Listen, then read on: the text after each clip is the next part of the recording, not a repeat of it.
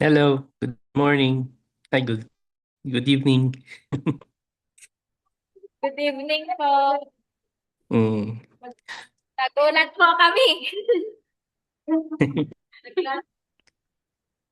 Nagkukulitan nga kayo, nakikita ko kayo eh. Nakakatuwa naman. Nakita ko inaayos yung camera eh, para kita lahat eh. Kamusta naman po kayo dyan? Okay lang naman po. Okay naman. Kami din dito, kami din dito, okay naman. Ano, bago yung panahon kaya medyo, ano, lumalabas yung pagiging matanda, nagkakasakit. Nagpalit yung panahon eh. Ano, Binibiro ko nga yung yung mami ko eh. Sabi ko sa mami ko kung kailan nag-spring, spring na daw kasi sabi dito, spring na.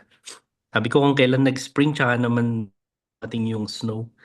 Nung winter season, wala kaming snow. Maraming nalungkot dito kasi ano, gusto pa rin nila tinawag ba na White Christmas. Eh nung Christmas walang walang masyadong snow katulad ng mga nakaraang taon. Ayun. Okay, nandiyan na sila. Nagjo-join na sila. So, sana ba?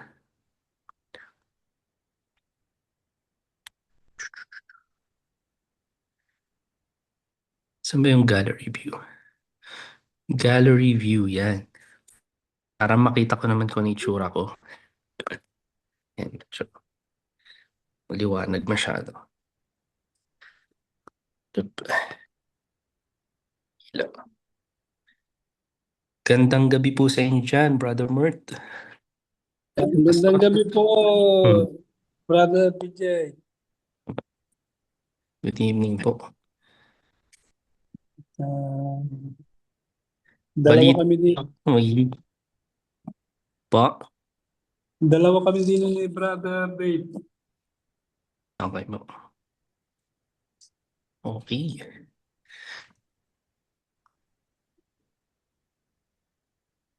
Wala po kayong video. Video? Opo. Yeah. Yeah.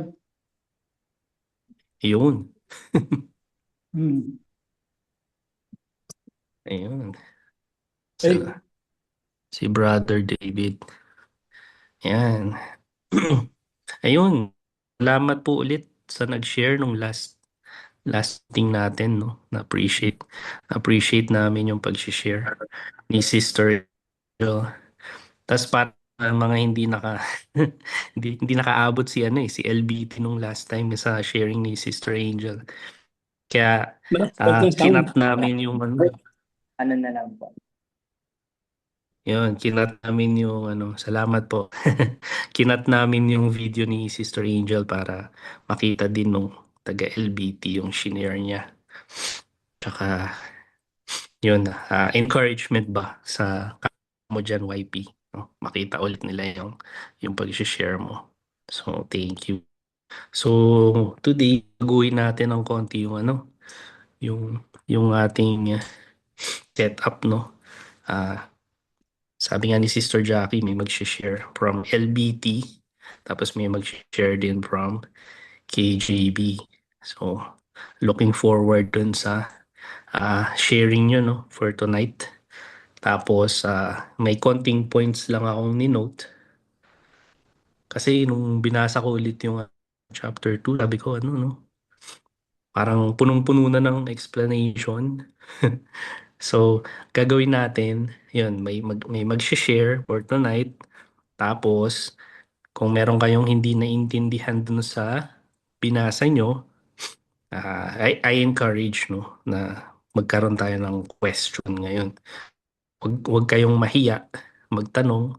Nandito ako.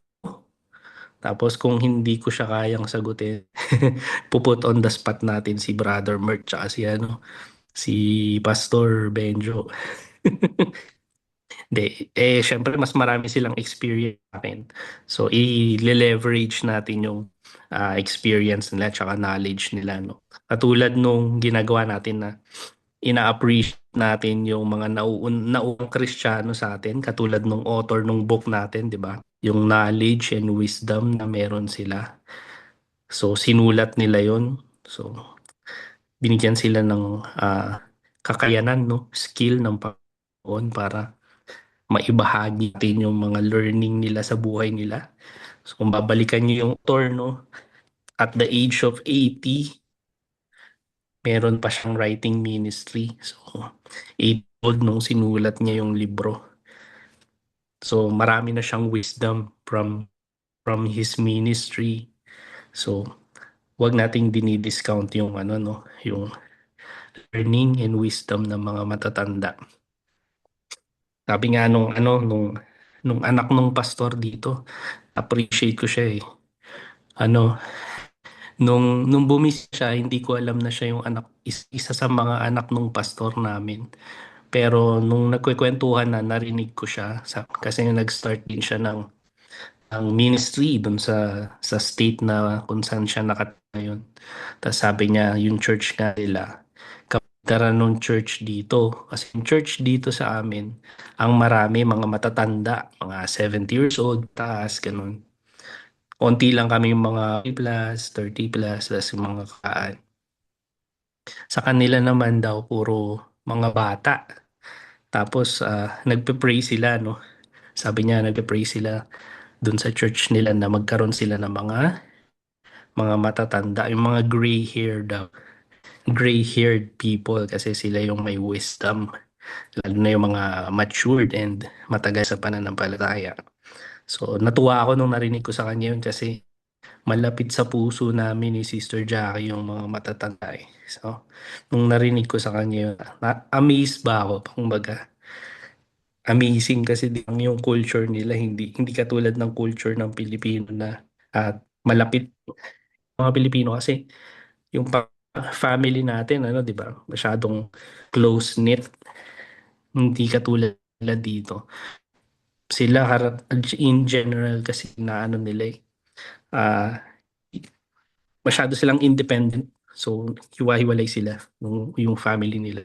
So, bihira ka makakita dito na magkakasama pa yung parents tsaka mga anak sa isang bahay. So, lahat sila halos independent living na sila. So, 4:08 na. Let's start. Ah, sa so last time ang pinag-pray natin si KJB President. So tonight si ano naman, Brother Mark David naman pag-pray natin for opening prayer. Brother David, leads in prayer. Nakamute ka pa. Baka lang makalimutan. Magandang gabi po sa inyong lahat. Ako po si Mark David La Victoria from LBT. Bago po tayo mag-start, hilingin muna po natin sa Panginoon ang knowledge and wisdom para po pagkaloob niyo po sa atin. So let's pray po. Dakilang Ama, na kami po ay nagpapasalamat sa gabing ito, sa oras at pagkakataon, sa pribilehiyo po na kami po ay muling makakapag-aral ng inyong salita. Nga Panginoon, ang bawat salita po na mananahan po sa bibig po ni Brother BJ ay magigagamit-gamit po para po sa aming growth at pagkatuto, Panginoon. At gayon din, Panginoon, ay ma-share po namin ang bawat salita niyo po na aming po mapapakinggan at itanin niyo po ito sa aming mga puso't isipan. Nang sa gayon, Panginoon, hindi lang po namin ito matututunan, bagkus, Panginoon, ay ma-share din po namin sa mga kapwa namin kabataan at sa ibang tao po, Panginoon. At ganyan, Panginoon, ang magsasalita po sa amin ngayong gabi ay bigyan niyo po siya ng knowledge and wisdom. Bagkus po, Panginoon, kayo po ang manguna sa kanya pong pagsasalita, bigyan niyo po siya ng kaalaman at leading of the Holy Spirit. Nang sa gayon, Panginoon, ay ma-deliver niya po ng maayos ang lesson para po sa ito. Ayun na po, Panginoon, ang aming dalangin, kayo po ang patuloy na manguna at mapapurihan at maluwalhati po, Panginoon, sa mga oras na ito. Po ang samad dalangin, sa tayo pala, Panginoon Jesus. Amen. Amen. So, question. Dalawa po ba yung sa KJB? Pag-share po ng Dalawa po. dalawa ka. Okay, so gawin natin KJB tapos sa LBT tapos KJB ulit.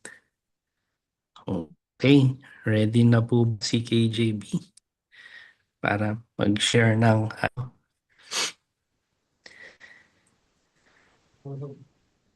Isa yun.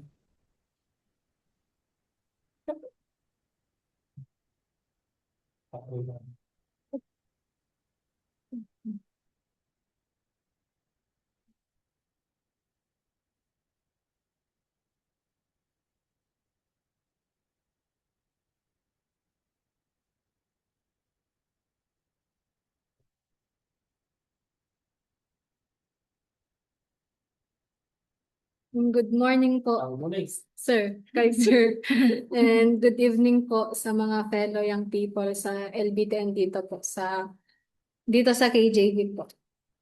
So, nagpapasalamat po ako dahil nabigyan po ako ng opportunity na magsalita and mag-share ng mga natutunan ko po sa Messianic Prophecies na libro po. So, nasa chapter 2 na po tayo, which is yung prophecies of His pre-existence po. So, kumbaga may dalawang topic po doon. Yung isa is Old Testament theophanies, and yung ikalawa is Christ's personal affirmations. So, mauna po yung Old Testament theophanies. First time ko po narinig or na-discover yung word na theophanies. And nag-search po ako. And then, theophany is the appearance of God in an intense manifestation of God's presence that is accompanied by an extraordinary visual display. So yung word po na intense manifestation is the God's presence is shown in very strong and powerful way, not just a quiet feeling. And yung extraordinary visual display naman po is something we wouldn't normally see or a powerful natural phenomenon. So first po is Old Testament theophanies. So Old Testament theophanies means the importance of studying Old Testament prophecies concerning Christ. So sa libro po na Messianic Prophecies, sa chapter 2, marami pong examples dun. Just like, where did He came from, or where did God came from? Who is He and why is He the focal point of all history? So, sa predictive prophecy po, may tatlo. Israel, Gentile nations, and the Messiah.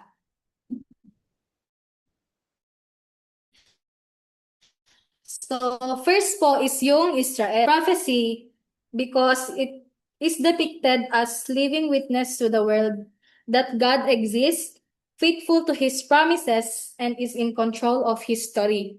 So, yung Israel po is alam natin na ito po yung promised land. So, why promised land? Kasi si God po, nag-promise po siya kay Abraham na magiging father of many nations po. So, makikita po ito sa Genesis 12 verse 7. And the Lord appeared unto Abraham and said, Unto thy seed will I give this land. And there builded he an altar unto the Lord who appeared unto him. So God directly promised it to Abraham and his descendants as an everlasting inheritance. So yun po ang first na predictive prophecy, Israel. So next po is Gentile nations. While Israel was meant to be a light, the prophecies show that the Messiah would bring salvation to the ends of the earth, including the Gentiles. So ito po is makikita po sa Book of Isaiah. Isaiah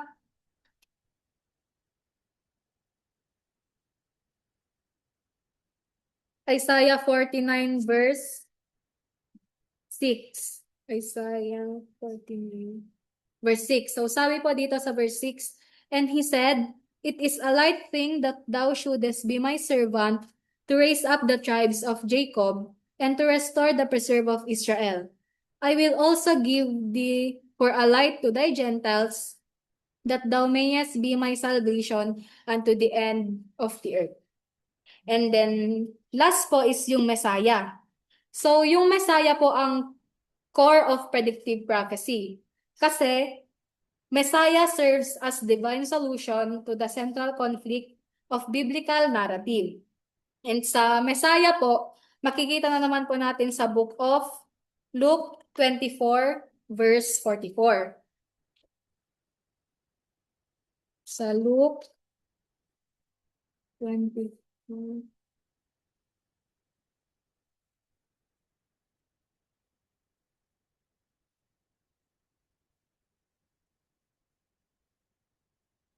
Luke 24 verse 44. Ang sabi po dito, and he said unto them, these are the words which I spake unto you while I was yet with you, that all things must be fulfilled, which were written in the law of Moses and in the prophets and in the Psalms concerning me. And meron din po sa Isaiah chapter 9 verse 6 to 7. Ang sabi po doon is Isaiah chapter 9 verse 6 to 7. For unto us a child is born, unto us a son is given, and the government shall be upon his shoulder. Sabi dito, and the government shall be upon his shoulder. Kasi nga po, Messiah serves as divine solution to the central conflict of biblical narrative. The same po sa verse 12, ay verse 7, of the increase of his government and peace there shall be no end. Upon the throne of David and upon his kingdom, to order it and to establish it with judgment and with justice from henceforth, even forever. The zeal of the Lord of hosts will perform this.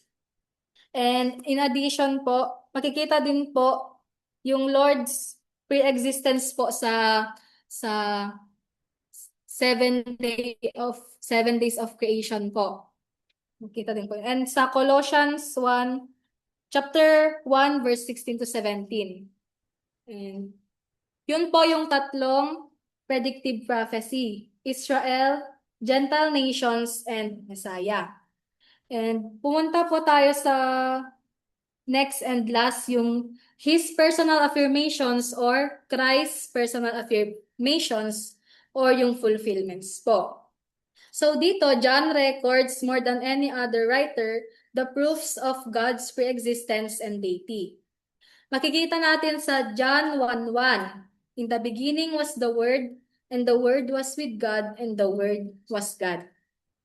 And hindi lang po sa John 1:1, meron din po sa John 1 verse 10. Sabi dito, He was in the world, and the world was made by Him, and the world knew Him not.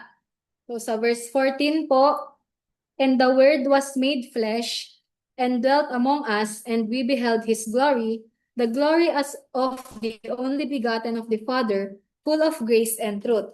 Verse 18, no man hath seen God at any time, the only begotten Son, which is in the bosom of the Father, He hath declared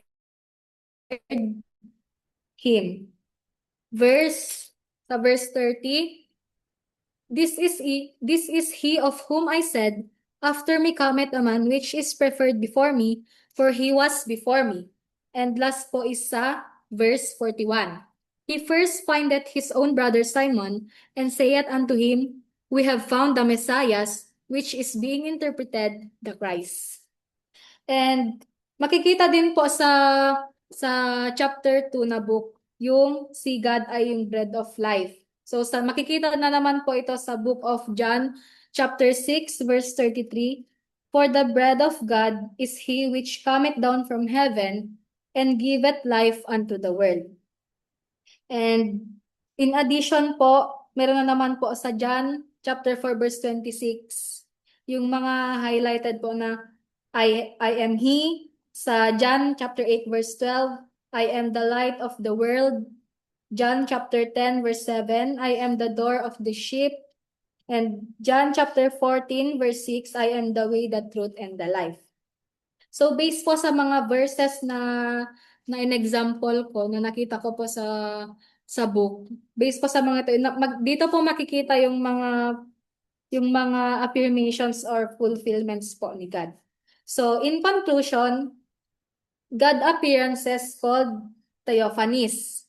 And theophanies are temporary ways for the invisible God to show his presence, give instructions, or carry out judgments before the Bible was fully written.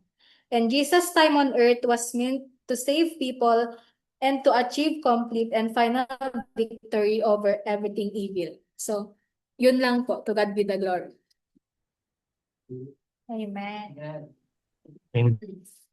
Amen. Thank you. Si Sister, ano pong name ni Sister? Sister Jael? Jael? Jael? Jael. Ayan. Jael. Ayun. Salamat sa pag-share.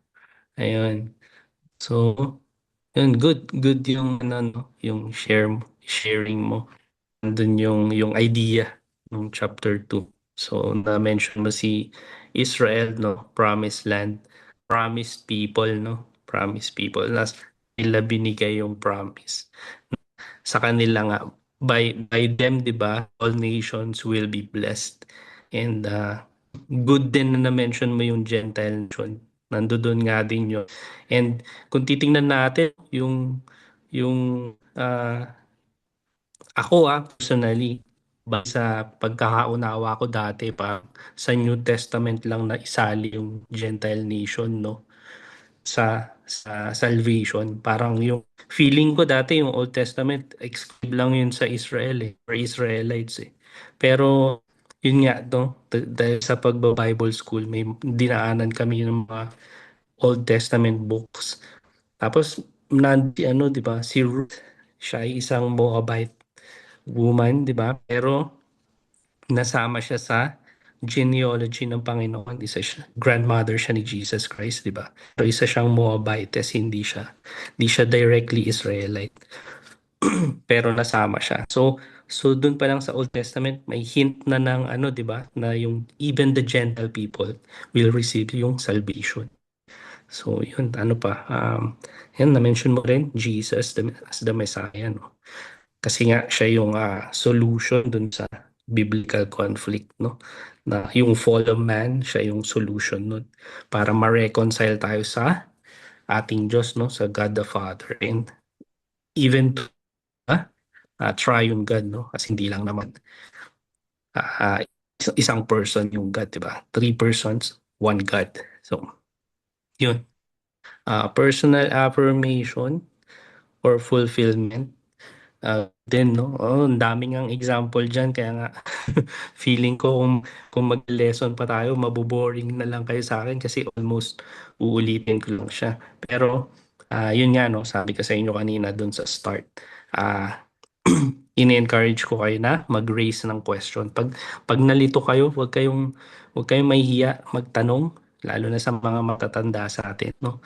Kaya nga yung tema nung session natin is discipleship, no? Siya it's learning from the word of God, no? Sabi nga dun sa Acts chapter 2, di ba?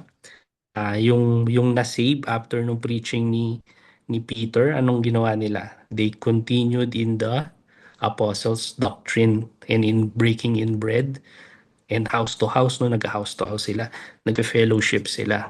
So yun yung ginagawa nila, nagdi-discipleship sila.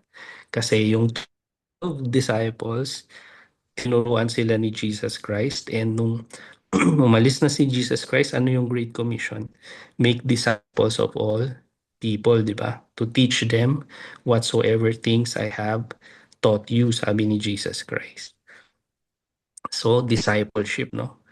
So, punta tayo kay LBT. Thank you ulit, Sister Jael.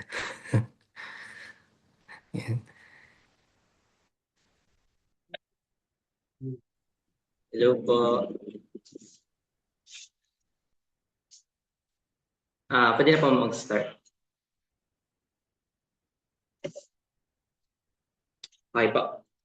Yung book po natin is i-interpret ko po in easier way kasi po as we know and as we can observe the vocabularies, the grammars that the author used here, which is Herbert Lockyer, is quite technical.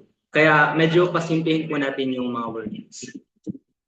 Ang title po ng chapter 2 is Prophecies of His Pre-Existence. When we say pre-existence, ito po yung panahon kung kailan hindi pa po nag-exist si Jesus or yung time po before siya mag-exist. Ayan. Yung letter A po, may dalawa po ditong punto, which is A, Old Testament Theophanies, and the letter B is Christ Personal Affirmations. Ito po una, Old Testament Theophanies. When we say theophany, it is a visible, audible, and tangible manifestation of God or a deity. When we say deity, ito po yung pagiging Diyos ni Jesus. And po, it is derived, add ko lang po, it is derived from the Greek word which means appearance of God. Ayan. So ang sabi po dito sa unang context po, simplify ko po siya as simpler words kasi medyo nakakalito po talaga siya if word by word natin interpret.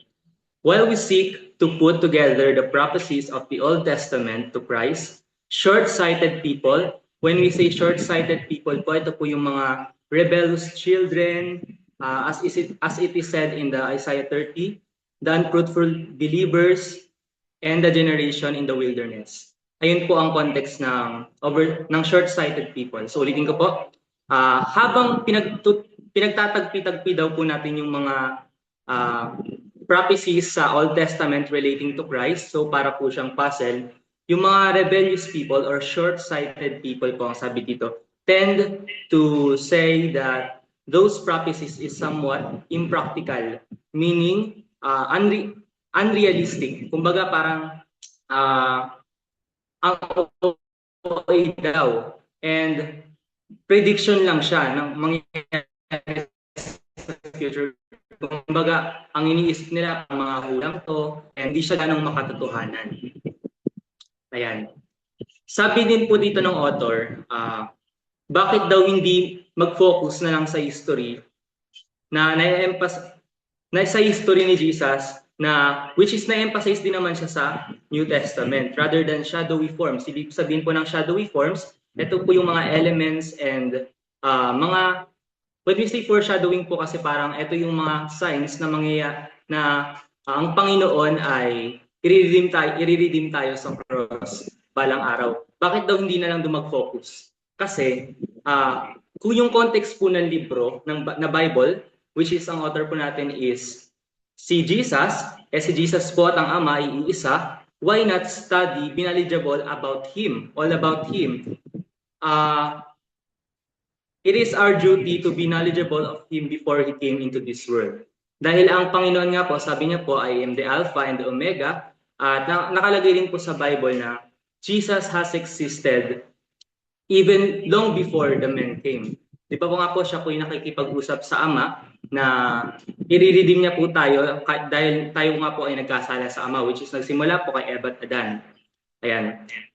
At sabi rin po dito, para po magkaroon tayo ng tamang pananaw sa presensya ng Panginoon, dapat meron tayong desire na malaman yung pinagmulan niya, yung divine identity ni Jesus. Siyempre, tumanggap po tayo sa Panginoon, dapat i-acknowledge natin na siya ay Diyos na nagkatawang tao. Dahil tinanggap nga po natin siya bilang ating tagapagligtas at Diyos.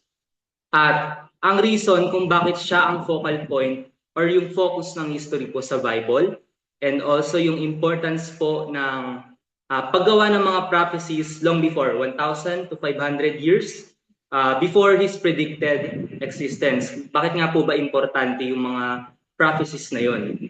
And also, kailangan din po magkaroon tayo ng desire para po matuto sa buhay niya which are shown in the Old Testament through symbols and other types of prefiguring His existence. So ang example po ng elements for symbols po na ginamit sa Old Testament regarding the pre-existence of Jesus is the fourth person in the fire.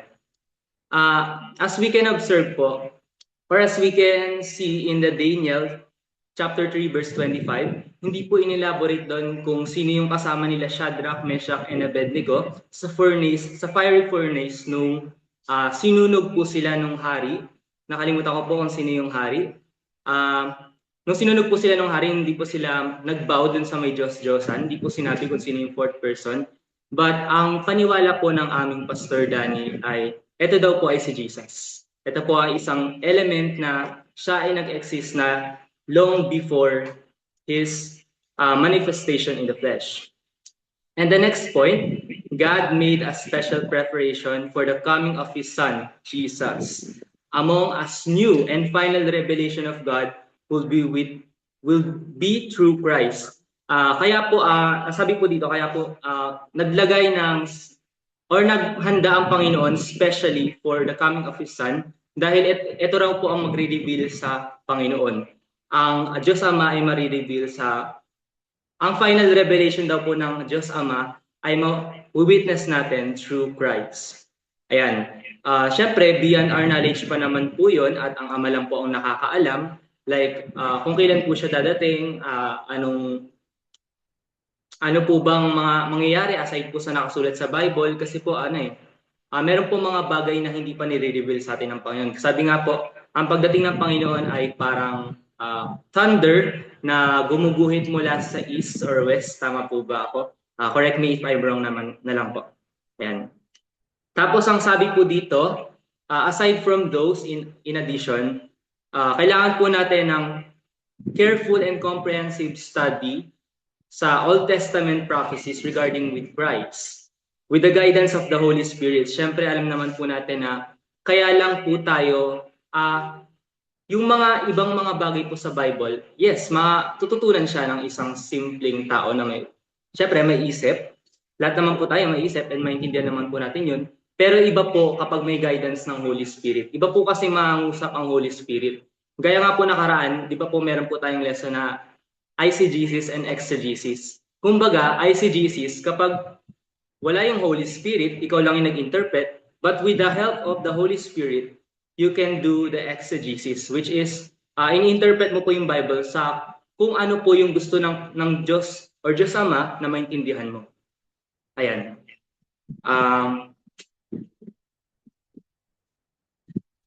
Next po is meron nga po ditong supporting verse regarding sa careful and comprehensive study of the Old Testament prophecies regarding with Christ. Sa 2 Timothy chapter 2 verse 15, ang sabi po dito is study to show thyself approved unto God. Pag-aralan mo, ang sinasabi po dito na study ay ang kanyang salita. To show thyself approved. Ibig sabihin, approve ka kay God, di ba? A workman that needed not to be ashamed, rightly dividing the word of truth. Siyempre, kapag may iba kang taong, nagtanong sa iyo, bakit ganito, bakit ganyan, kinwestiyon yung paniniwala mo, alam mo kung anong isasagot sa kanila. And also, kapag may mga mas nakakabata sa iyo na nagtanong, ano po bang context ng verse na to? Ano po ba ang dahilan kung bakit bumaba dito si Jesus? Ano po ba yung palatandaan na dumating na ang Panginoon? Di ba po meron dun sa Bible nakalagay na merong stars na nag-appear sa paglalakbay po ng three wise men. Meron pong meron pong nag-appear doon. So paano nga po ba malalaman? Eh di alam mo kung ano nga ba yung sign na nandun na si Jesus nung tanong sa iyo ng bata or like kung sino man yung mga mas bata sa iyo spiritually or mga bata. Ayan. So next point po is Jesus fitted himself into the prophetic meaning of Zachariah's prophecy. Ang prophecy po kasi ni Zechariah na nakalagay dito is the king cometh, sitting upon the foal of an ass, which is natupad po ito or na-fulfill ito the time that Jesus entered into Jerusalem the day before he was crucified. Kaya nga po ang nagkaroon po ng public controversies regarding this po. Ano sabi ng mga tao? Who is this? Which throughout the history persisted from that time to the present.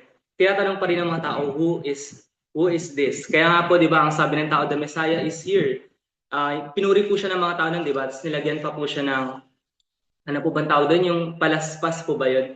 Palaspas, nilagyan po siya ng palaspas sa kanyang dadaanan. Kasi po, ang nasa isip po nila, natupad na ang isang propesiya. Pumasok ang anak ng tao po ba yung correct me if I'm wrong po. Basta pumasok na po sa Mount Zion, yung hari nakasakay sa as, ibig sabihin po sa maliit na kabayo. Then di ba po nakakapagtaka na parang this day they worship Christ. But the next day, they betrayed Christ kasi pako niyo sa cross, parang kahapon pa lang is pinupuri nila ang Diyos. So that is to fulfill the prophecies po na nakasulat din naman po sa Bible. Meron pa nga po nakalagay na yung entity po, there will be an entity between God and men. Hindi ko lang po matandaan kung saan pong verse siya. Pero ayun po yung isa po sa mga prophecy po na pinasok po ni Jesus yung sarili niya, which is the King. Jesus, pinapasok po ni Jesus yung sarili niya sa prophecy na yon as King. The King cometh, sitting upon the foal of an ass. Ayun po. Also, sinasabi rin po dito sa libro na ang Old Testament is home to various or vast reference of the Lord's pre-existence. This reference will be found in John 1:1, which is the word God. In English, we have plural and singular. But in Hebrew po, we have singular, dual, and plural. So the singular po can be if I'm not wrong po, if I'm not mistaken, the dual is the combination of singular and plural. Which is, dito po makikita po natin na hindi lang po iisang Diyos, which is Trinity nga po. Alam niyo po ba yung concept ng Trinity? Which is the Father, the Son, and the Holy Spirit. And this is one proof that Jesus had existed long before His coming or existence in this world before men. Yan po. Then next dito is the God isn't just pre-existence but coexistence. Sabi nga po sa libro, coexistence meaning one entity exists with one entity. Ibig sabihin po, ito po yung Trinity. At sabi nga po ni Jesus, di ba, ako at ang Ama ay iisa. The Word was God, and the Word was with God, and the Word was God. Ayan po. The beginning was the Word, and the Word was with God, and the Word was God. Ayan nga po yung sabi, di ba? Tapos, nakalagay po din po dito na si John ay naniniwala na ang Creator, which is God, is true light, na pumunta po dito sa ating mundo at yung identity po niya ay ginamit po ni John yung mga events po ng creation as proof of Jesus' existence long before He was made. Ang sabi nga po sa John chapter 1 verse 1, and the Word was made flesh, meaning po ng flesh is physical existence, and dwelt among us. Kasama po natin, and we beheld His glory, the glory of the only begotten of the Father. Nabanggit din po yung word na begotten sa John 3:16, which is For God so loved the world that He gave us His only begotten Son, that whosoever believeth in Him shall not perish but have everlasting life. Ibig sabihin po, ine-emphasize po dito ni John na factual po yung existence ni Jesus at hindi lang po ito basta-basta paniniwala. With proof, with empirical truth, and yun po, may proof po na may papakita. Letter B naman po is Christ's personal affirmations. So meron po ditong question ng author na nilagay. Did Jesus had consciousness regarding His life on earth? If yes, when it had begun? What period of His life? So ang tinatanong po dito is, alam na ba ni Jesus nung dumating siya sa mundo na yung buhay niya dito sa earth, and alam niya, aware na ba siya na siya ay isang Diyos or anak ng Diyos? If yes, anong period ng buhay niya na-realize na yun? Ang sagot po ng author dito, Jesus was familiar with the Old Testament during his childhood. Naipakita nga po dito na nung 12 years old siya, nung naabutan po siya ni Mary and Joseph sa isang temple, if I'm not mistaken. Temple, sabi nga po dito sa Luke 2:49, and He said unto them, how is it that ye sought me? Wist ye not that I must be my Father's business. In Tagalog po, at sinabi niya sa kanila, bakit ninyo ako hinahanap? Di baga talastas ninyo na dapat akong maglumaga sa bahay ng aking ama? Ibig sabihin, di ba dapat nandito ako sa bahay ng aking ama? Feeling siya. Ganun po yung pinaparating po ni Jesus, which means na alam na po lang at di pa po nababaptizan. Sorry. And Jesus demonstrated obedience when he was baptized before he entered public ministry. So bago po siya mag-start ng ministry is nagpa-baptize po siya kay John, which is the sign of obedience. Kaya naging example si Jesus po ng ating obedience. Messiah sent by God, which is nakalagay nga po dun sa may John, the word was made flesh.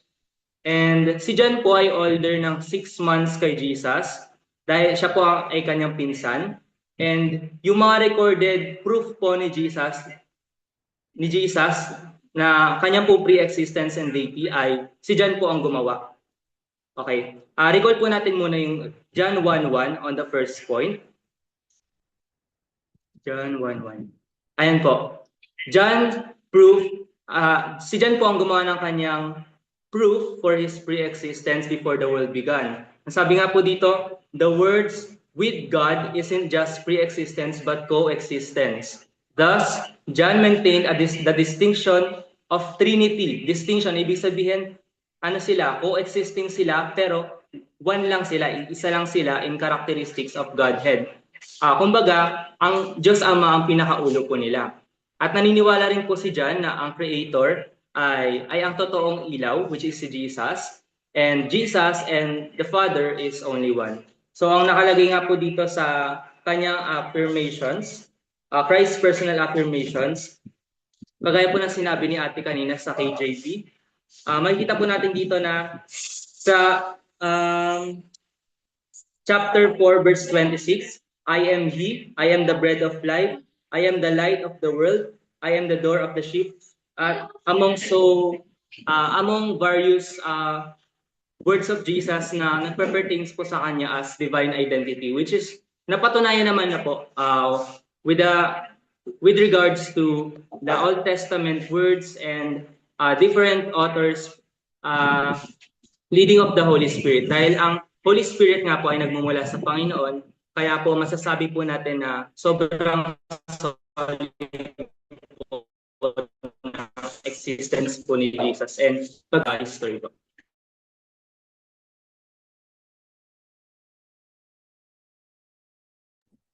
Okay na. Medyo nag-break up sa dulo eh. Pero good.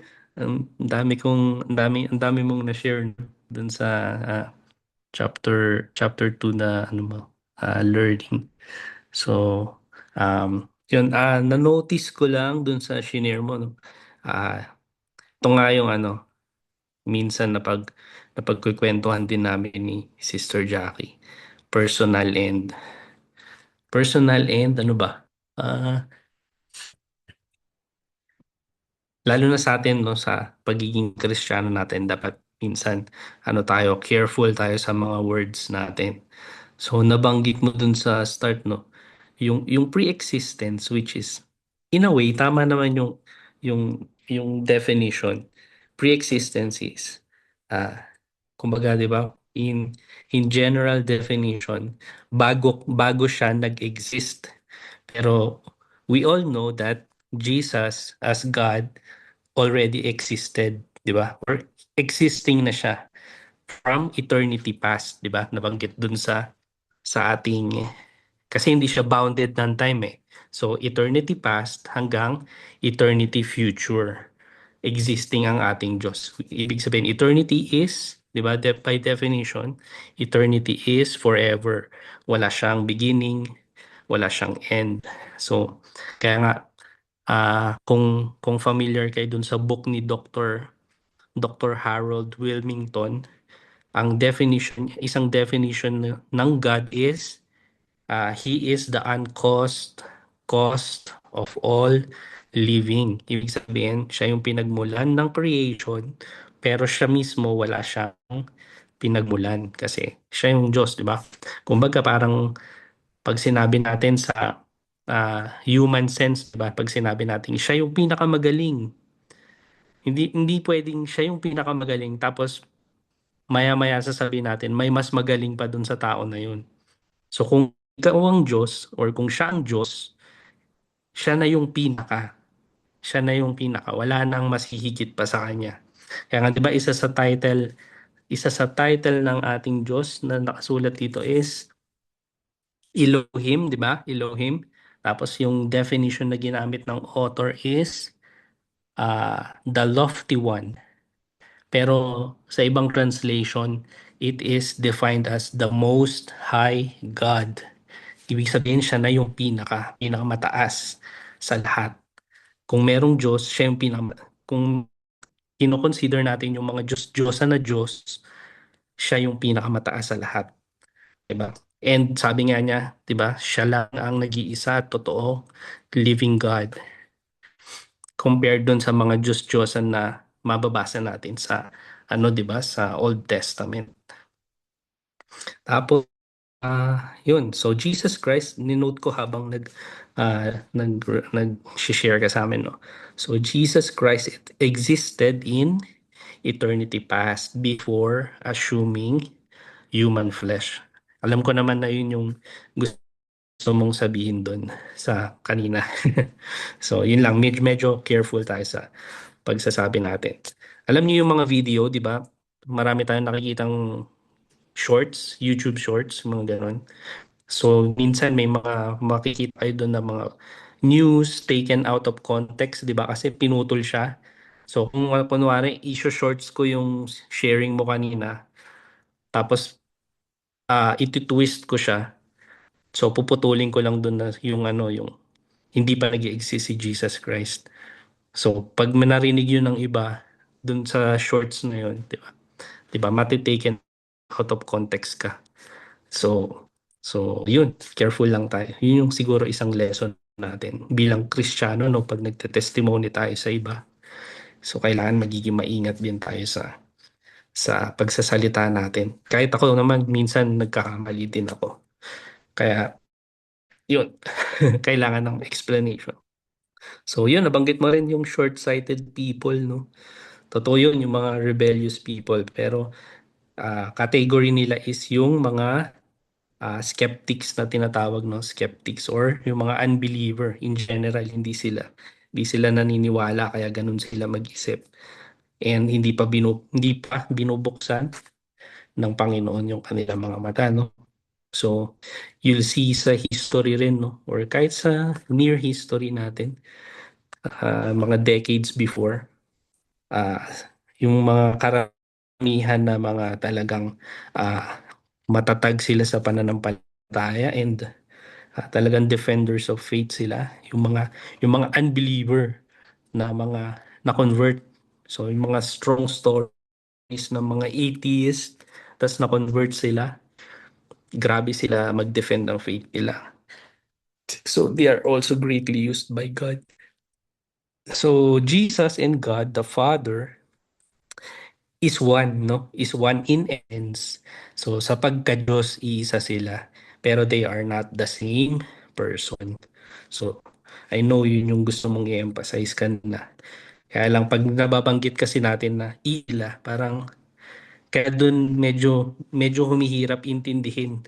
Kasi 'di ba pag nababanggit nung mga preacher tsaka mga teacher na nauna sa atin, kapag binabanggit nila na iisa, kasi agad na tumatatak sa isip natin na makakarinig is yung number na isa. So pag isa, iniisip natin isa lang talaga. But it does not apply with our God, no. Kaya nga sabi, triune God. Three persons in unity. Kaya naging Trinity, di ba? Unity sa pagiging Diyos. So, but they have their different roles. So, God the Father, God the Son, and God the Holy Spirit. So, banggit mo rin yung 2 Timothy 2:15. Tas na-touch mo rin yung exegesis and eisegesis na naging lesson natin, no? So magandang illustration siya to emphasize yung eisegesis and exegesis. And yung word na approved doon is kung iaano mo siya, i-word study mo siya, it also has the meaning of being accepted or acceptable or pleasing unto God. Kaya sinabi doon, di ba? Ibig sabihin yung gawa nung study to show acceptable unto God. Kumbaga. So, yung first coming ng Panginoon, ba? Ina-expect kasi ng mga tao kaya nagse-celebrate sila tas nilagay nila yung mga palm leaves, di ba? Sa dinaanan niya. Na-expect nila i-liberate sila ng Panginoon or ililigtas sila ng Panginoon sa Roman Empire. But his purpose, no, dun sa first coming niya. Sabi nga niya, he came to save those who are lost, no? So, to preach the gospel and the kingdom of God. Kasi ang purpose ng Panginoon is to reconcile man to God. May panumbalik niya yung nasirang relationship dun sa fall, no? Yun yung goal niya nung dumating siya dito to spread his gospel. So siya yung naging stimulus. Tama ba yung word na yun? Siya yung nagpasimula, no, nung gospel siya. Sa kanya nanggaling yun. Tapos tayo, naging ambassadors tayo, messengers. Katuwang niya tayo sa ministry to spread the gospel, the good news. And yung second coming niya is yung judgment and reign niya, no, ng kingdom ng Panginoon. Tapos yun lang, okay naman yung rest nung yung shinare, no. So yun nga, marami diyang example, no. So may time pa ba tayo? 4:52. Kaya ba? Sige, tuloy natin si KJ yung pangalawa po na mag-share. Tapos meron din akong notes, konti lang siya. So, yung iba doon, medyo nabanggit nyo na. So, daanan lang natin after ni KJB. Thank you, Brother David, sa pag-share.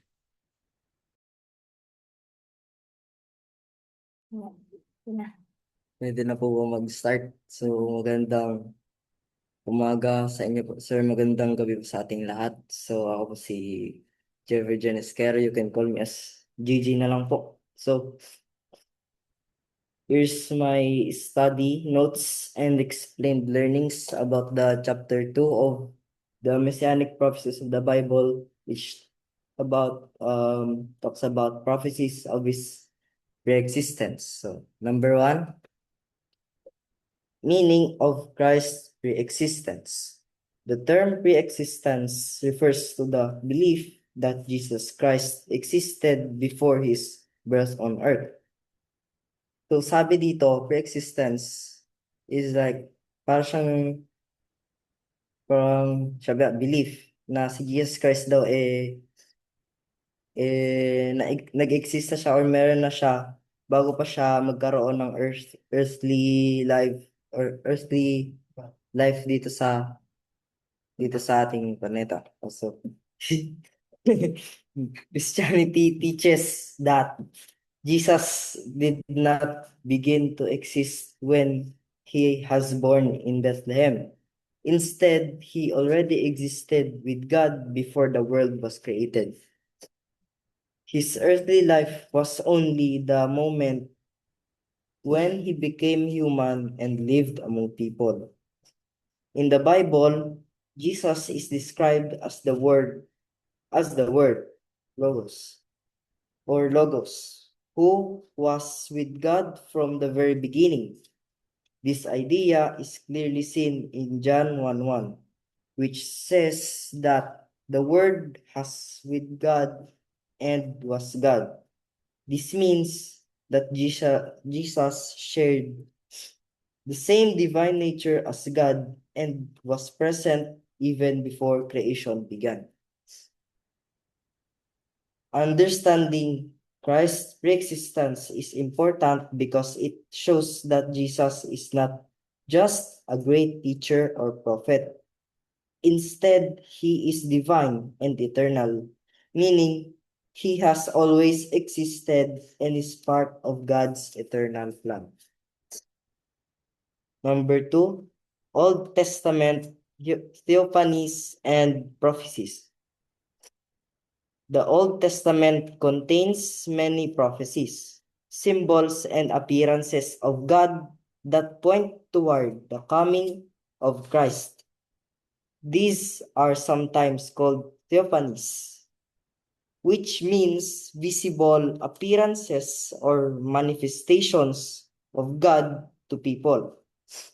So, before Jesus came to earth, God revealed parts of his plans through prophets and sacred writings.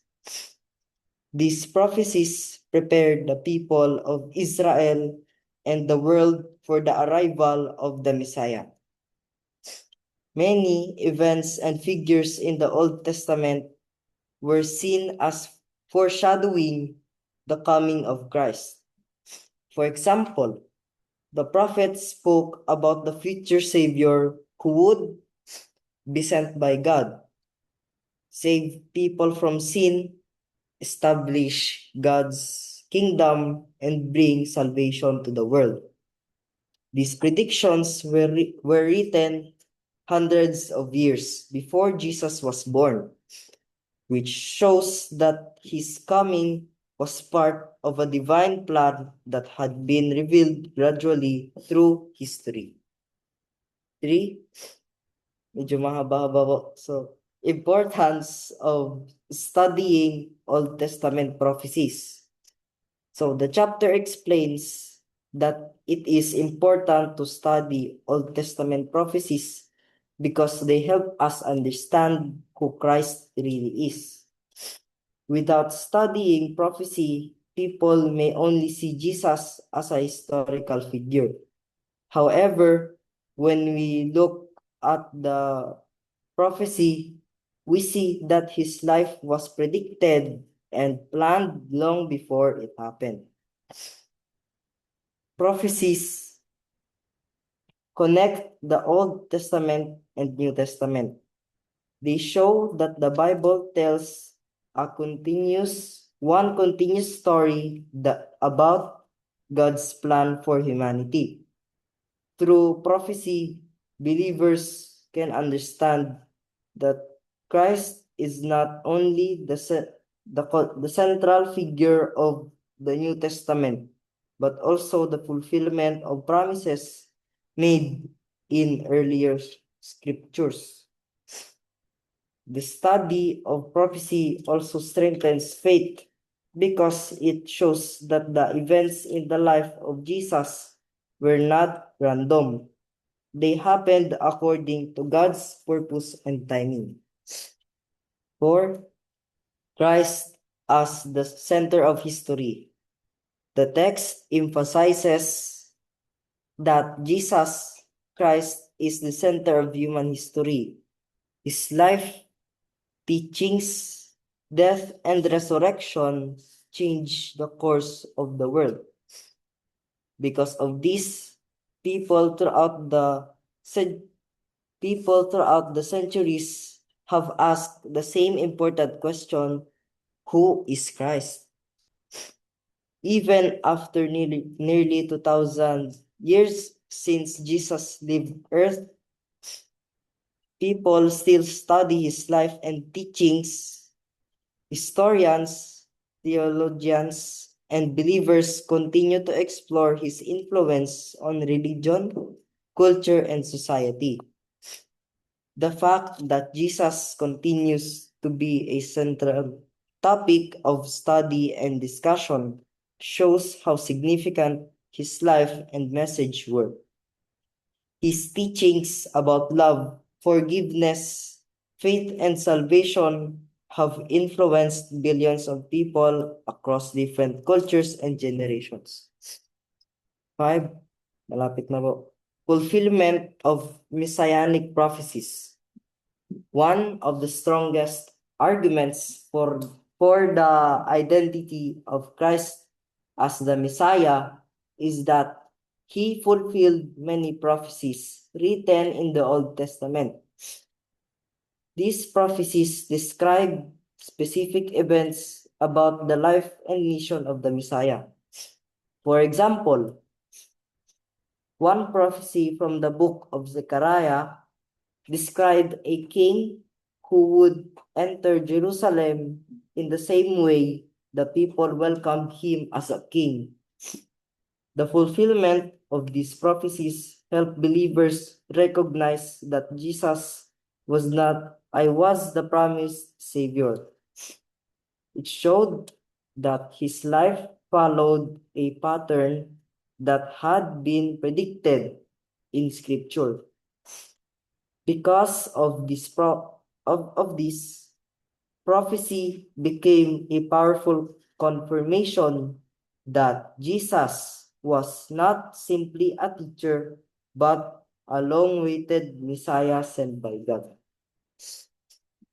And lastly, number 6, Jesus' personal affirmation of his divine origin.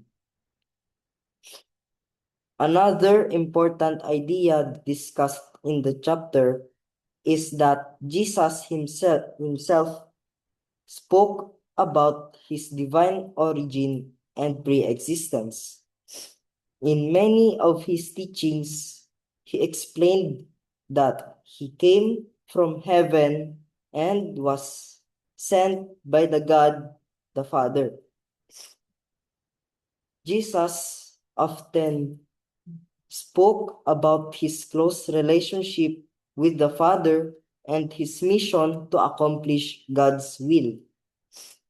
His statements suggested that he existed before his earthly life and that he had come into the world with a specific purpose.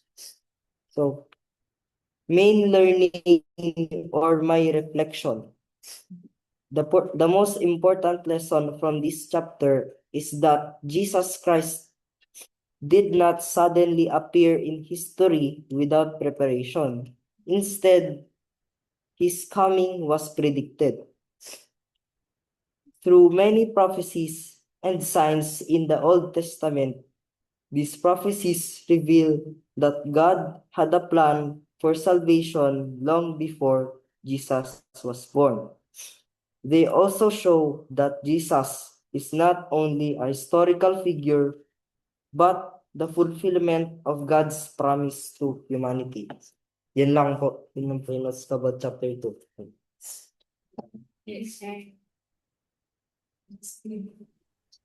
Amen. Thank you, Brother Gigi. JJ. JJ. JJ. Brother JJ. Salamat. Pastor, meron kang ano dyan, preacher in the making.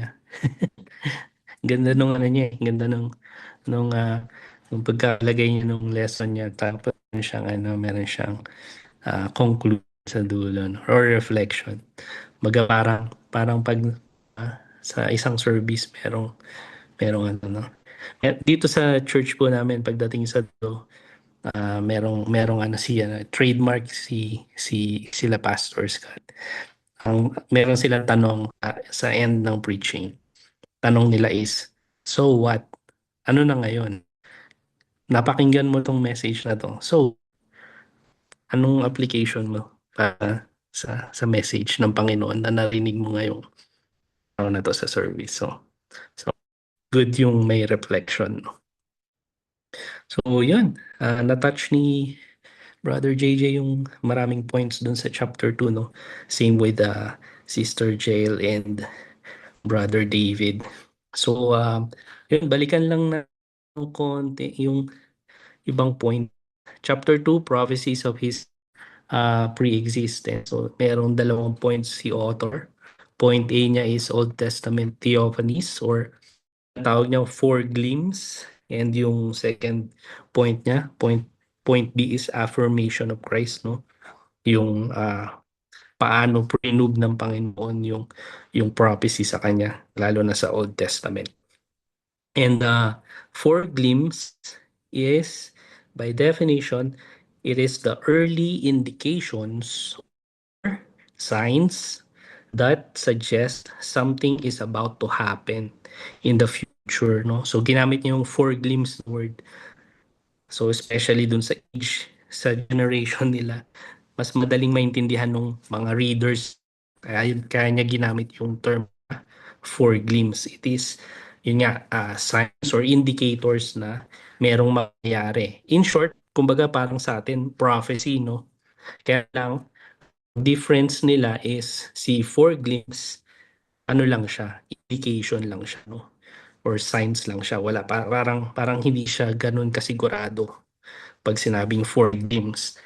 But with prophecy, especially with biblical prophecy, we know na meron siyang fulfillment, no? So ano pa, theophanies, no? It's good na ni-research niyo yung word, no? So theophanies, sa yan, it is derived from two Greek words. Yung theophanies, dalawang Greek na pinagsama as common with some other biblical terms, no?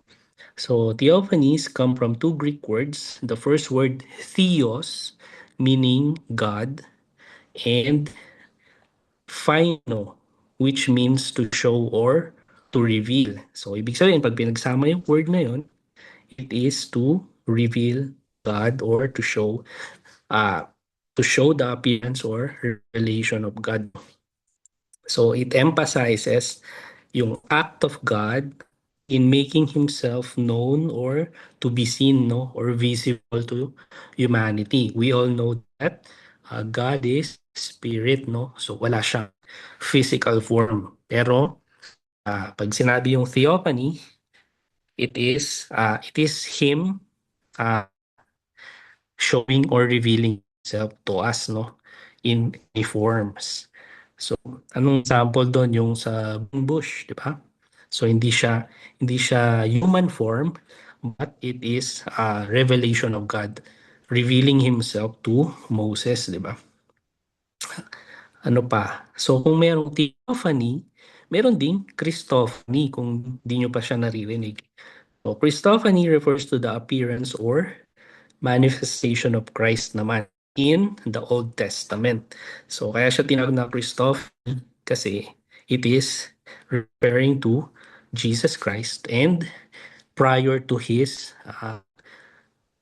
assuming of human flesh, no, sa New Testament. So it mainly talks about Jesus Christ in the Old Testament, yung Christophany. So these instances are viewed by many theologians as the pre-incarnate appearances of Jesus Christ. So often seen as a way of God to reveal himself in or to reveal himself to humanity. So may nabanggit nga kanina, si Brother David yata yun, yung angel of the Lord dun sa kay Shadrach, Meshach, and Abednego, di ba? Dun sa burning furnace. So yun, Christ yun kasi it is believed that it is Jesus Christ, no? Prior to his New Testament appearance. Ano pa? Angel of the Lord and Captain of the Host, di ba? Nabanggit sa book natin. Yung appearance niya kay Joshua and also kay Gideon and dun sa judge na si tama ba? Judge. Sa tatay ni Samson, si Noah, di ba? Nagkaroon ng appearance si Jesus Christ. Pinaniniwalaan na it is Jesus Christ. That was the manifestation of God, no? At saka kung marirealize natin or magpe-pay attention tayo, ang sabi 'di ba sa Bible, no man at any point in time has seen God the Father, no? Kasi tsaka 'di ba sa Old Testament have this belief na kapag nakita nila ang Diyos ay mamamatay sila, di ba? So, it is safe to assume that every time na mababasa natin sa Old Testament na um, dun sa text,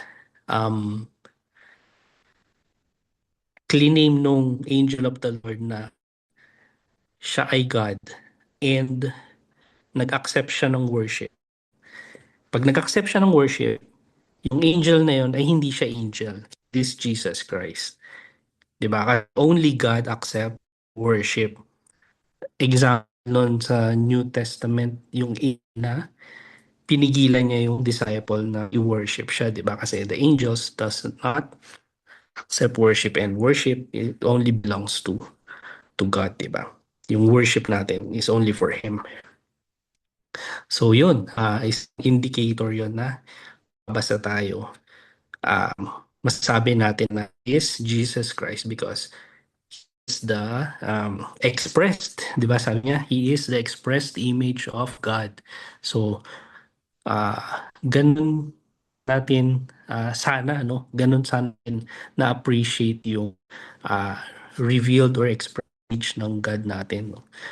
Kasi even, of course, Him being God, He is aware na kapag nakita siya tao is mamamatay. Di ba? Sabi nga nung parents ni Samson, di ba? Sabi nila, nakita namin ng Diyos. So mamamatay na. But it is by the grace of God, no? Express image niya yung pinakita niya dun sa tao na yon, kaya hindi sila namatay. Even with Gideon and Joshua, no? So ano pang examples? Ano pa siyang nabanggit sa book? Si Noah, si Enoch, di ba? Walk with God. So they've seen the express image of God. Kaya kaya hindi sila namatay. Ano pa? Nasaan tayo? Nasa Christophany na tayo, no? So Christophany is the incarnate appearances of Jesus Christ, and it is the way He revealed Himself to humanity. The term Christophanies is derived from two Greek words, Christos, which means Christ or anointed one, referring to Jesus as the Messiah in our Christian belief. And the other one is Phano, the same as kanina, which translates to appear or to reveal. Combining these words, Christophany literally means the appearance of Christ. So theophany refers to any appearance of God, a visible form, not specifically Christ, no? So pag narinig niyo yung theophany, hindi ba agad ay si Jesus Christ, hindi siya, no? It mainly or in general it speaks of God revealing Himself, theophany. And affirmations of Christ, pero I'll take yung meron akong pinili na tatlong verses. Chapter 2 verse nawala tuloy. Luke chapter 2 verse 12 years old na siya. Verse 40 yung nabasa ko kanina. Yan. Basahin ko. Luke chapter 2 verse 40. Child grew and waxed strong spirit, filled with wisdom, and the grace of God was upon him. So, may question dyan. Aware na ba siya na siya ay Diyos nung pagano pa lang niya, nung panganak pa lang siya? So, meron din siyang explanation sa book, di ba? It is in Him yung pagiging Diyos. But, mabasa nyo dito, and the child grew and waxed strong in spirit, filled with wisdom, and the grace of God was upon him. So it means na I want to tie this up with no? Meron yung I think it's Hebrews na meron tayong high priest na nauunawaan lahat ng ating nararanasan and nararamdaman, no? Kasi hindi niya, ang Panginoon na hindi siya nandaya, kumbaga, no? Nung pinanganak siya, inassume niya yung form ng pagiging baby. Hindi siya naglalakad, helpless siya, hindi niya kaya gawin lahat ng bagay, di ba? Di ba ganun yung baby? Pag nagugutom siya, hindi niya kaya mag-prepare ng pagkain niya. Iiyak siya kasi kailangan niya ng tulong. So, ibig sabihin, dahil inassume ng Panginoon yung form na yun, alam niya lahat ng pinagdaanan natin, no? Na-relate siya. So, kung ikaw ay heartbroken, ngayon, kung ikaw ay depressed, alam niya yun. Alam niya kung paano yung pakiramdam na yun kasi siya mismo na-experience niya maging tao. Even fear, naman niya yun, di ba? Nung siya ipako sa krus, he went to the garden and prayed. He even asked the Father kung may ibang paraan, hindi siya ipako. Ibig sabihin, alam niya yun, nakikita niya yun eh. Yung ganong klaseng parusa ng isang kriminal. Alam niya kung paano yung execution, nakikita niya yun. Ipapako yung kamay mo, di ba? Batiin yung buto mo, nakikita. So, he knows. So, sabi diyan, his parents went to Jerusalem every year at the feast of the Passover. When he was 12 years old, they went up to Jerusalem, the custom of the feast. And when they had fulfilled the days as they returned, Jesus tarried behind them in Jerusalem, and Joseph and his mother knew not of it. But they, supposing him to have been in the company, went a journey, and they sought him among their kinsfolk and acquaintance. So ganun yung ano nila nung time na yun, no? They travel in groups and magkakakilala sila. So medyo kumbaga kampante yung parents niya na nandoon lang siya sa grupo. But they didn't know na nagpaiwan pala ang Panginoon sa Jerusalem. When they found him not, they turned back again to Jerusalem seeking him. And it came to pass that after 3 days they found him in the temple, sitting in the midst of the doctors, both hearing them and asking them questions. And all that heard him were astonished at his understanding and answer. And when they saw him, they were amazed, and his mother said unto him, Son, why hast thou thus dealt with us? Behold, thy father and I have sought thee sorrowing. And he said unto them, How is it that ye sought me? Wist ye not that I must be about my father's business? So yung word na wist dito is, if you translate it in other words, it is know. Know ye not that I must be about my father's business? And they understood not the saying which he spake unto them. And he went down with them and came to Nazareth and was subject unto them, but his mother kept all these things in her heart. And Jesus increased in wisdom and stature and in favor with God and man. So yun, no? Makita natin na pinagdaanan niya lahat. And even yung pagiging bata, no? Tapos makikita nyo rin dyan bilang bata yung respect niya sa parents niya, no? He subject himself to his authority, to his parental authority. So after that, merong gap, no? Sabi nga nila, hindi natin alam yung buong buong pangyayari sa 30 years, no, ng Panginoon. Kasi 30 years old siya pumasok ng kanyang earthly ministry. But it is safe to say or assume na during those times, nag-subject siya sa parents niya, living the human life, di ba? But without sin, sabi nga ng Bible, di ba? Namuhay siya, but without sin. So, he subjected himself in obedience to his authority. And masasabi din natin na na tag dito, nagtrabaho siya para sa parents niya, di ba? 'Di ba sabi nga, meron ngang isang comment sa Bible, 'di ba? Sabi nung mga nakakita sa kanya, "Is this not the carpenter's son?" 'Di ba 'to yung anak nung karpenterong si Joseph? So, tapos sinasabi niya siya ay Diyos, 'di ba? So, yun, makikita natin na yung sa paligid niya naoobserbahan siya ng mga tao in his daily living. So, yun, isa sa affirmation ng Panginoon. And also John 8:58.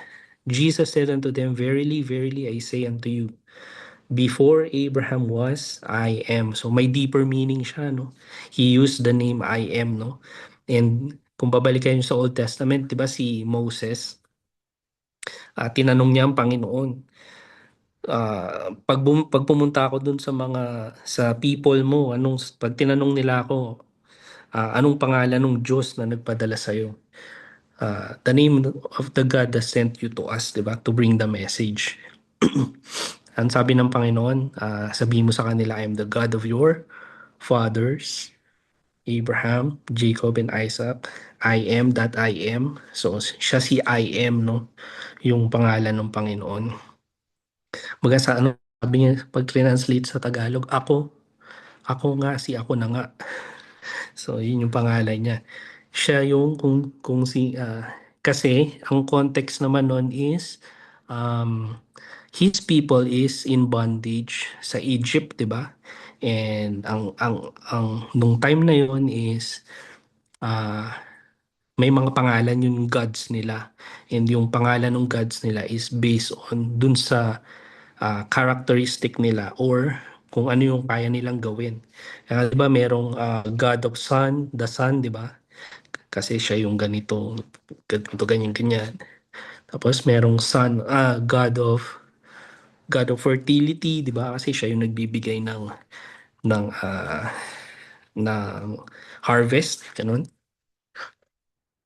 So tinatanong nila. So alam ni Moses, coming from that background na yung tao dahil sila ay matagal nang in bondage sa Egypt, na-absorb na nila yung culture, no? Culture of the day. So most likely tatanungin nga nila kung sino yung God na nagpadala. Kaya so yun yung ginamit ng Panginoon, no? Na title niya, I am. And in this verse, no, ginamit din ni Jesus yung um, title na I am. So, tsaka sinabi niya, before Abraham was, I am. So, andun yung time, time element, which is, nauna pa siya kay Abraham. So, kaya nga sabi one of his titles is, Father of Eternity, no? Eternal Father. And last verse na gusto kong i-share sa inyo is yung John chapter 4. Yung sa Samaritan woman, di ba? So sabi ng woman, di ba? Verse 19, 4:19, the woman saith unto him, Sir, I perceive that thou art a prophet. Our fathers worship in this mountain, and ye say that in Jerusalem is the place where men ought to worship. Jesus saith unto her, Woman, believe me, the hour cometh when ye shall neither in this mountain nor yet at Jerusalem worship the Father. Ye worship, ye know not what. We know what we worship, for salvation is of the Jews. So Samaritan, di ba? I think na-share ko sa inyo, sila yung half-breed, di ba? Kumbaga parang Phil-Am, ganun. Ah, so yung mga Samaritan, sila yung remnant ng Israel na tinake into captivity. So sila yung naiwan dun sa lugar na yon. Ang ayon sa mga scholars, sila yung mga pasaway. Kaya sila iniwan. Sila yung mga troublemakers. So Israel, tapos ang ginawa sa kanila nung, 'di ba, hiniwalay yung Israel na captive. Tapos yung Israel na naiwan, minix sila sa ibang mga lahi, iba't ibang lahi. Kaya sila naging half Israel. So, sila yung Samaritan people. Kaya meron sa kanilang Jew and kumbaga pure Jews and mga half-breed, yung mga Samaritans. So, saan ako? But the hour cometh, and now is, when the true worshippers shall worship the Father in spirit and in truth, for the Father seeketh such to worship him. God is a spirit, and they that worship him must worship him in spirit and in truth. So the woman saith unto him, I know that Messiah cometh, which is called Christ. When he is come, he will tell us all things. And then Jesus revealed himself, no? Jesus saith unto her, I that speak unto thee am he. So sinabi niya na siya na nga yung inaantay nila, no? Na Messiah. So, kaya, yun, shinare nung woman, Samaritan woman dun sa kanyang mga kapwa. So, isa to sa mga personal affirmation of Christ sa mga Old Testament prophecy, no, sa kanya. So, alam nila, no, may expecting sila na may parating na Messiah, and Jesus claimed that he is the Messiah in this verse. Very very clearly stated na sinabi niya na ako ang Messiah. So yun, personal affirmation of his pre-existence. So that's all for me. Pastor Benjo, may gusto po ba kayong idagdag sa ating sa ating lesson? Baka may gusto po kayong idagdag na gusto nyo pong i-share sa mga kabataan natin. Baga parang point na gusto nyo pong i-emphasize sa kanila about pre-existence of our Messiah. Kaya po yun, Mr. Ay. Okay na po. Kayo po, Preacher Mert, meron po kayong gustong idagdag?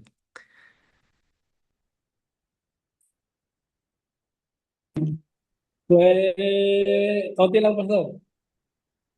Sa, Ano lang po. sa,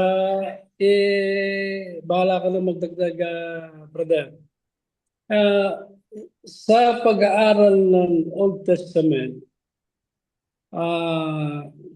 sa napakaganda nitong Messianic book of prophecy.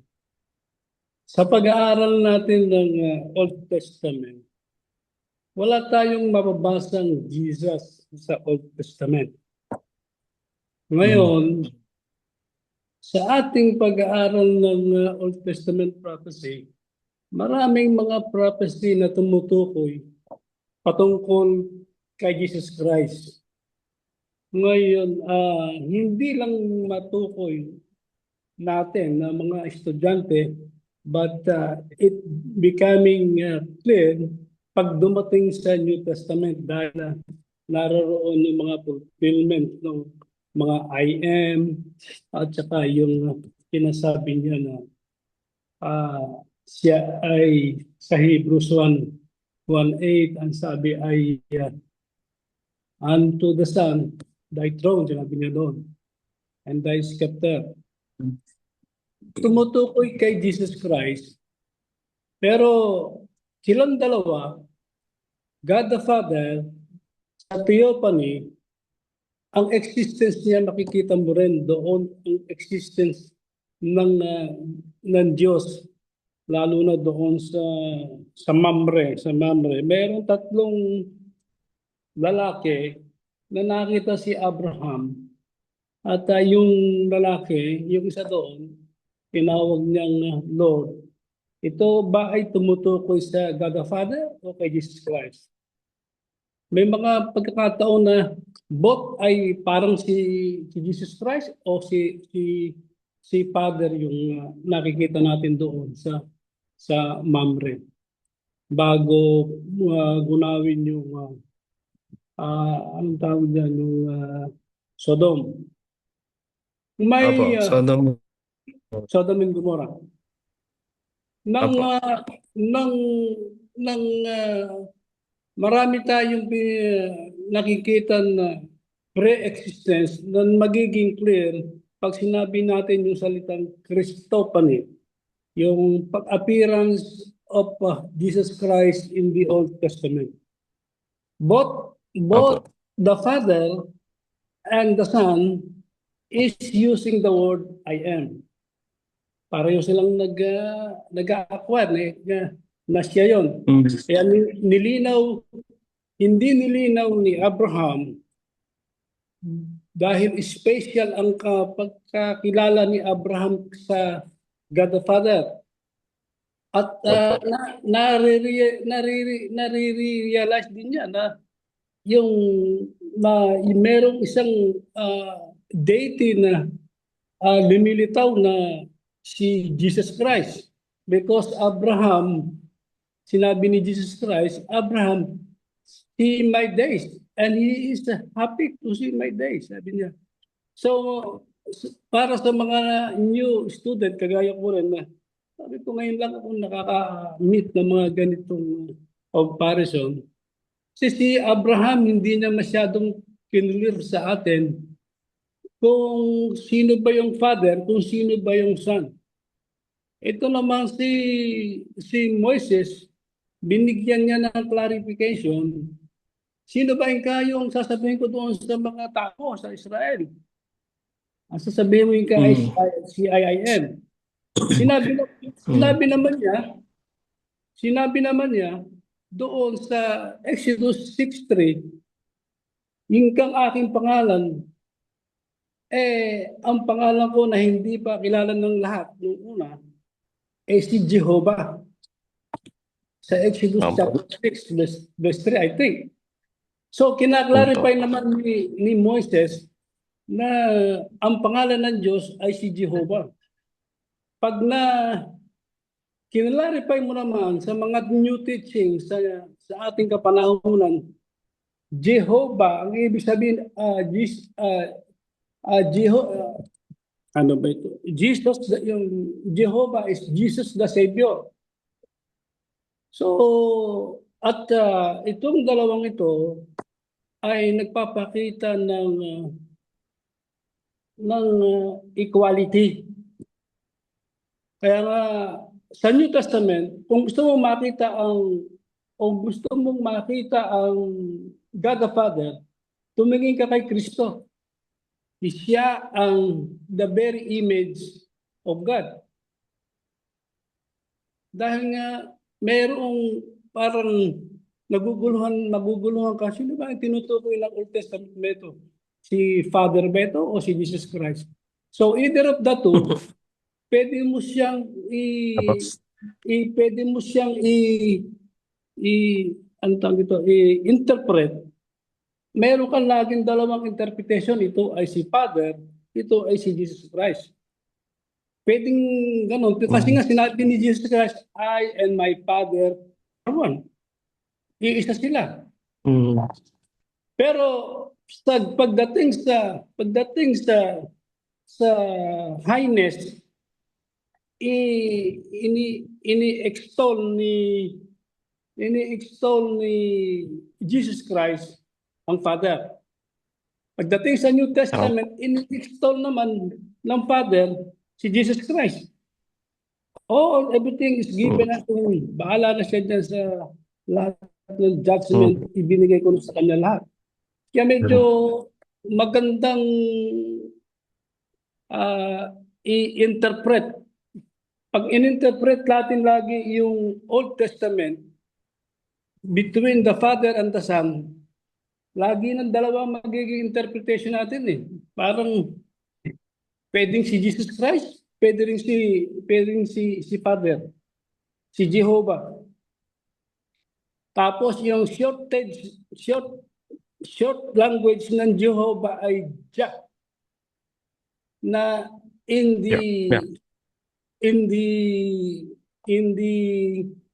old pronunciation, the YHWH dahil sa Tama. sacredness ng word na sinasabi ng mga teaching ng mga ibang mga pastor, yung right pronunciation hindi na natatandaan ng tao ng mga interpreter ng writer ng Bible. Hindi nila ma-pronounce. Dahil natatakot silang i-pronounce, ginamit nila yung salitang Elohim or Adonai. So, maraming kumisa medyo, kaya nga natutuwa ako rito sa ating book na ito. Meron lang akong mga kagaya nga niya. Pagdating sa New Testament, it's very clear. Pinasabi niya nga, yan si Jesus Christ ay kagaya ng sinabi ni Moses doon sa, I think, some kay Moses sa Exodus 15 yata yun. Sabi niya ay meron akong ipapadala o itatayo sa inyo na isang propeta na katulad ko, sundin niyo siya. Sino yung tinutukoy niyo doon? Si Jesus Christ? Sinasabi ng New Testament, Jesus Christ. Kaya po, napakaganda na tama yung sabi ng writer na mag-ingat tayo dahil merong maraming mga propesya na unfulfillment sa darating at not na-fulfilled na. So, mayroon lang mga ibang parang nakakalito na ano ba rito yung tinutukoy. Kada prophecy, tatanungin mo sa sarili mo, sino ba yung tinutukoy ko? Si Jesus Christ ba? O kagaya ng theophany, lahat ng theophany patungkol kay God the Father. Pero inaako rin ni Jesus Christ yung theophany doon sa I am. Kaya medyo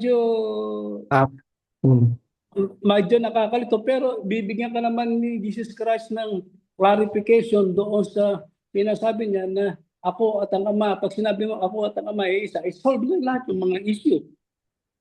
Pero ang hirap i-explain kung saan. Totoo naman po yan. Medyo hirap i-explain. Yung ano po, yung I am po is title po yun na ginamit po ng Panginoon, no? Dun sa Old Testament. Sabi nga po niya, sabi po nung writer, di ba? Andun yung idea dahil nga po sila ay in bondage in Egypt. Sa culture po ng Egypt, marami po silang gods, no? Ini-describe nila yung gods based on characteristics. And yung ating Diyos po natin ay hindi po natin siya pwedeng find sa iisang word lang, no? Or sa iisang characteristic. Kaya po niya, I am that am. Ako nga, baga, kung ang pangangailangan mo, ako yun. So, po yung nagpupuno nung, di ba po, parang ganon. Kung kailangan mo ng Diyos na mapagmahal, ako ay mapagmahal. Kung kailangan mo ng Diyos na maawain, ako ay maawain. Kung kailangan mo ng Diyos na magpro-provide para sa iyo, ako ang Diyos na provide sa iyo. Kaya nga po 'di ba marami ring sa Old Testament, marami pong names of God tulad nung Jehovah Nisi, which is the Lord is my banner. Ibig sabihin the Lord will fight for me, no? Siya yung makatanggol sa akin. Tapos ano pa ba? Jehovah Rapha, ano pa? Yung kay Hagar po, 'di ba? Nabanggit po dun sa book, The Who Sees, 'di ba? So, meron po siya mga titles. Kaya po niya ginamit I am that I am. Kasi siya na nga yung katugunan sa kung ano yung pangangailangan ng people niya. So, kumbaga, yun po. Pero ginamit din niya yung Jehovah para magkaroon ng isang itatawag sa kanya. Kaya po sabi dun sa book, di ba? Ginamit niya yung parang sinabi niya kay Moses, kung kailangan mo talaga ng pangalan na kung saan mo gustong i-address ang Diyos, use Jehovah na name. Yun po allow niya na gamitin sa Old Testament, no? nagkaroon ng maraming forms, kaya nabanggit niyo po kanina yung short form niya, which is JA. And nabanggit niyo rin po yung ano, no? YHWH. Oo nga, Oo. narinig ko rin po yun, no? Sa lesson na ganun yung respect nila dun sa pangalan ng Panginoon, kasi dahil nasa book po tinake po nila with great respect yung commandment na do not use the name of your Lord God in vain. Kaya hindi po nila minimen yung pangalan ng Diyos nung time nila. And ang naging kapalit po nun, ah, kalimutan, no, in the ages kung paano i-pronounce. Kasi sinasabi ng mga scholars, hindi nila alam kung paano yung proper pronunciation. Tapos sabi din po sa studies, no, yung Hebrew letters, ah kumbaga parang wala siyang kung i-compare natin siya sa English alphabet na ginagamit natin ngayon, wala siyang vowels yung pagkakasulat sa Hebrew. And sabi nga doon sa isang nabasa ko, hindi ko alam kung saan ko siya nabasa. Kaya din sabi ng Panginoon na He is the Alpha and Omega, no? Beginning and end. Parang kung titingnan natin, para siya yung vowels na pupuno dun sa Hebrew writings, no? So, yun po, marami nga pong dapat tayong matutunan. So, eventually, yun. Sabi nga, sino ba nagbanggit sa inyo ngayon, di ba, na parang kung ano yung written sa Bible, it is the will of God na ma-reveal sa atin ng mga Christians. So, yun yung kahalagahan na mabasa natin yung salita ng Diyos.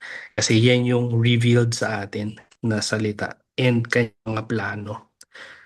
And yung iba, hindi pa, na-left out pa, no? Hindi pa nare-reveal sa atin. But ganun din naman yung Bible po, no. Hindi rin naman agad-agad sa isang mananampalataya ay ma-reveal yung true meaning niya, no.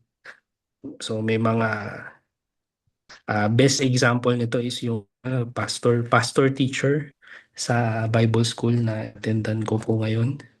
Sabi nga niya, for years meron siyang isip na kasi yun yung tinuro sa kanya. So, yun din yung tinuro niya sa iba. Pero sa atin, no, the Bible is our final authority. Kaya sabi niya, ang pinakamatutunan natin na mga bilang Kristiyano is kapag dumating yung time na sa isang paniniwala mo ay ipinakita sa iyo ng salita ng Diyos, na-reveal sa iyo yung true meaning or true explanation by the grace of God, but matuto tayong i-accept yung salita ng Diyos, no? Kung ano yung tinuturo ng salita ng Diyos, yun yung dapat mong sundin or tayo, no? Yun yung maging foundation mo, hindi yung belief mo lang, kasi ito yung tinuro sa akin ng tatay ko. Tatay ko ay mapalataya, ito yung tinuro niya sa akin. Pero nung sinaliksik mo yung salita ng Diyos, hindi pa yun yung tama, no? Lang tamang mas tamang explanation doon. So you should be humble para mag-submit sa salita ng Diyos, at yun yung ating sundin. So yun lang po, at magandang gabi po sa inyong lahat. Maraming salamat ulit sa pag-share ng tatlong kabataan. Napakagandang sharing ng mga pinahagi nyo sa inyong mga natutunan. Amen. And see you po next Saturday. Sino pang pagpe-pray natin? Si ano na lang. Andiyan ba si Sister Lena? Pa-closing prayer po. Pa-closing prayer po. Dito ko. Mm.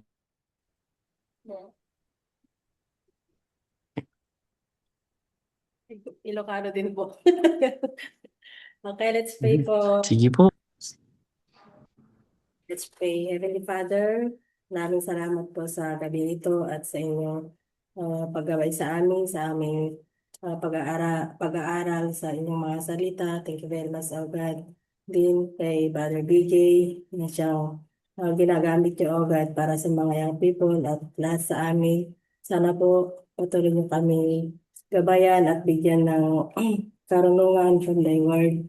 And we pray thee, O God, ganun din po mga health ng bawat isa sa amin. Sana po kayo ang magkabay, maglayo sa amin ng anumang sakit, O God. And we pray thee, Lord, na patuloy niyo po kami bigyan ng strong faith po sa inyo at sana po pagkanain ni Apo nga maadante ayat ora pa talagiti sa Lord God. Bless us all, protect us, ora pa iti Apo nga Rabi, O God, and may you continue to bless also ora pa iti family ni Brother BJ, O God.